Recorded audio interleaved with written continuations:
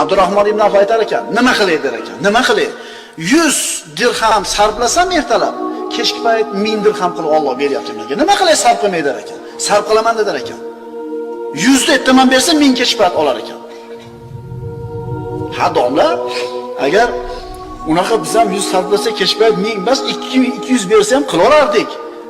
Bizga bersangni qilamiz-da biz. Bu oyat teskarisi. Bersin, yo sen avval qil, keyin beradi.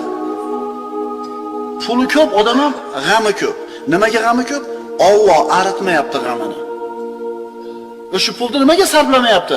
G'amlarim arisin, birovga muhtoj bo'lmay pulim bilan hal qilaman deyapti, puli bilan hal qila olmayapti. O'sha boyaga issinib o'tirgan kambag'al qo'shningiz borlari haqqingizga duo qilgan paytda shu dardingiz bitta duo bilan chiqib ketib qoladi. O'sha pul bilan millionlagan pul bilan hal bo'lmayotgan mushkulingiz bitta yosh bolani xursandchiligi, bitta kulgusi bilan hal bo'lib ketib qoladi.